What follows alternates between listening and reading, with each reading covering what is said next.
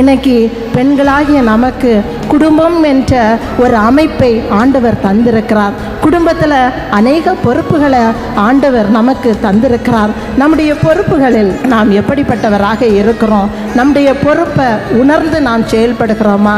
இன்னைக்கு நிறைய பெண்கள் எப்படி இருக்கிறாங்கன்னா, இன்னைக்கு எல்லாரும் ஒரு தியான முகாம்னா ஓடி வந்தாச்சு. எல்லாருடைய கணவனும் வீட்டில் இருப்பாங்க, இல்லைனா வேலைக்கு போயிருப்பாங்க.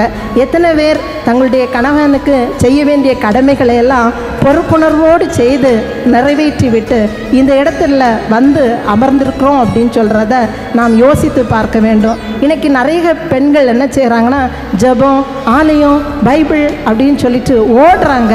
ஆனால் ஆண்டவர் தந்திருக்கிற குடும்பத்தை அவங்க கவனிக்க மறந்துடுறாங்க. பிள்ளைங்களை அவங்க கரெக்டாக வளர்க்கல, கணவனை கவனிக்க வேண்டிய விதத்தில் அவங்க பொறுப்போடு என்ன செய்யலை, கவனிக்கலை, மாமனார் மாமியாரை கவனிக்கலை, பொறுப்பு அற்றவர்களாக காணப்படுகிறோம். அதனால தான் குடும்பத்தில் அநேக குழப்பங்கள் நிலவிக்கொண்டு இருக்கிறது. நாம் எப்பொழுதும் இந்த மிரியாமை போல பொறுப்போடு பொறுப்பு உணர்வோடு நாம் நடந்து கொள்ள வேண்டும்.